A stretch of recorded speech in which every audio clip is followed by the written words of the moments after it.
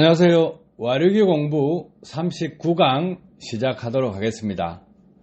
와류기 강신도는 베르누이 법칙 팔지 말고 자연현상으로 설명을 해보시기 바랍니다.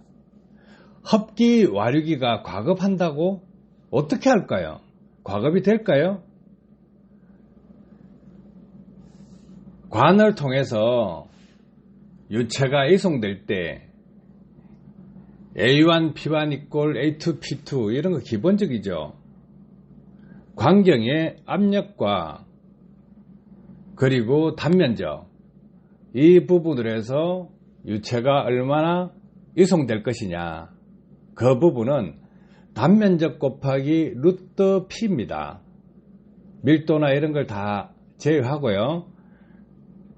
오로지 변수가 있는 것은 루트 P의 단면적입니다.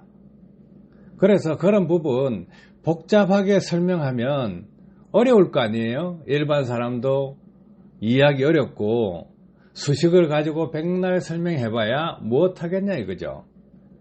그래서 이 사진에 보시면 왼쪽에 빨간 원이 있죠. 제항체라고 생각하세요. 자, 그러면 그 밸브를 열었을 때 물이 많이 나오죠. 잠갔을 때 물이 적게 나옵니다. 그런데 밸브를 통과해서 나오는 물은 압력이 낮아요. 속도는 빨라요. 그런데 밸브를 통과하지 않은 물, 속도는 느리지만 압력은 높아요. 이게 베르누이 법칙입니다. 자, 그러면 긴 관이다 하면 어떻게 되겠어요? 중간에만 와류기가 들어가 있다. 이렇게 하면 그 부위에서는 베르누이 법칙 이야기할 수 있습니다. 그런데요, 관이 길어버리죠. 영향을 미치지 않는 위치에 있다면 베르누이 법칙은 아무런 필요가 없습니다. 해서 오른쪽 영상을 보시면 수도 문을 열었다 닫았다 할 때 닫았을 때는 물이 안 나오고 약간 열면 물이 나오죠. 그런데 수도꼭지를 통과하는 속도는 상당히 빨라요. 그런데 물량은 어떻습니까? 적죠? 만약에 물을 다 열었다 했을 때 물량은 많을 거예요. 우리가 호스를 수도꼭지에 연결해 놔놓고 끝을 꽉 집으면 어떻게 되겠습니까? 물살이 상당히 세죠. 속도가 빠르죠.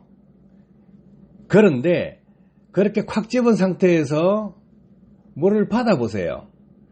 그 상태로 1시간 받아보고 손으로 호스를 꼭 집었던 걸 놓고 그 상태에서 1시간을 받아보세요. 물량이 어느 게 많을까요? 당연히 손으로 꼭 집은 게 작을 것이고 손으로 집지 않고 그냥 둔 것이 많이 모일 것입니다. 자, 손가락으로 호스를 콱 눌렀다. 그러면 저항이죠. 와류기도 마찬가지인데 와류기를 넣었다고 해서 연소실 안으로 공기가 어떻게 더 들어가냐 이거예요. 저항체인데. 자, 와류기 판매자나 광신도들은 자연현상을 확인하고 흡기 와류기가 가급한다는 논리 상식적으로 설명할 수 있어야 될 겁니다. 그런데 대부분 와류기 맹신도들은 그렇게 안 하죠. 어떻게 합니까? 베르누이 원리가 어떻고 앞에서 와류기를 달아놓으면 그 와류기를 통과하는 속도는 빠르다, 이런 이야기 주장합니다. 그래서 과급한다. 그런데요, 그 속도는 증가하지만 전체적인 체적은 늘어나지 않는다예요. 저항체만큼 줄어든다예요. 그게 상식이에요. 이 상식을 한번 뒤집어 보시려고 하시는데 얼마나 똑똑한지 베르누이 법칙으로 해보세요. 호스를 수도꼭지에 연결하고 100m를 두고 그리고 중간에 발로 꾹 눌러보세요. 그러면 반대쪽에 가서 물이 얼마나 나오는가 확인해 보시라고. 그리고 밟았던 발을 뗐을 때 물이 얼마나 나오냐고 보시라고요. 자, 100m 호수에서 중간에 발을 밟았다. 그 지점요, 베르누이 원리 성립합니다. 그런데 왜 호수 끝단의 물은 줄어들어서 양은 늘어나지 않을까? 그것이 관 손실이 생긴다는 겁니다. 아셨죠? 그래서 와류기 맹신도, 광신도들은 꼭 이렇게 생활 속에서 풀 수 있는 문제, 이런 것부터 증명을 하시라고요. 눈에 보이지 않는다? 엔진 속이다? 남들이 모른다?